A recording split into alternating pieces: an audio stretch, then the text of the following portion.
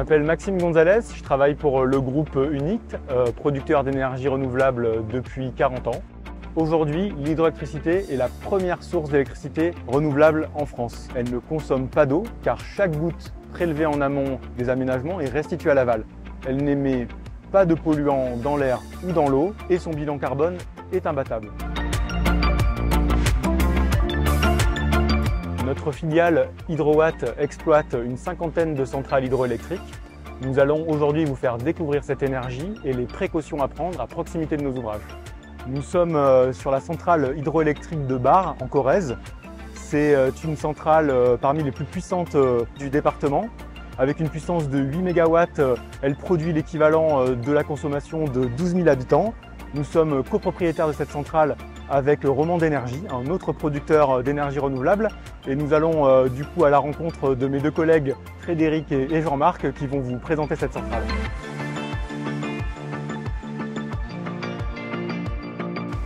La force de l'eau dépend de deux éléments.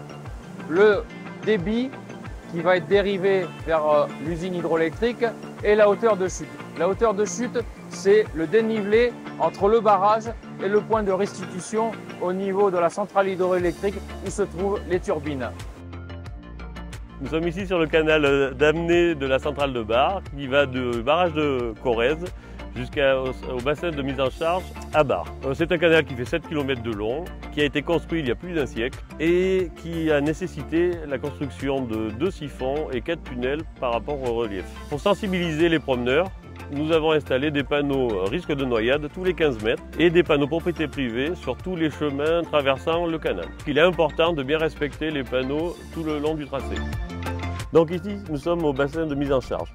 Ce bassin est un bac tampon qui permet d'alimenter la conduite forcée à un diamètre de 1,40 m, qui mesure 500 mètres, qui a un dénivelé de 170 mètres entre la chambre d'eau et l'usine de production. Il est très important pour le public de ne pas monter sur la conduite forcée car le risque de chute est très important. La conduite forcée alimente en eau sous pression la turbine. La turbine entraîne l'alternateur et l'alternateur convertit l'énergie mécanique en énergie électrique. Ensuite, l'électricité produite instantanément est distribuée sur le réseau électrique public. L'hydroélectricité est une énergie propre et renouvelable. Elle est essentielle au mix énergétique français et à la transition énergétique.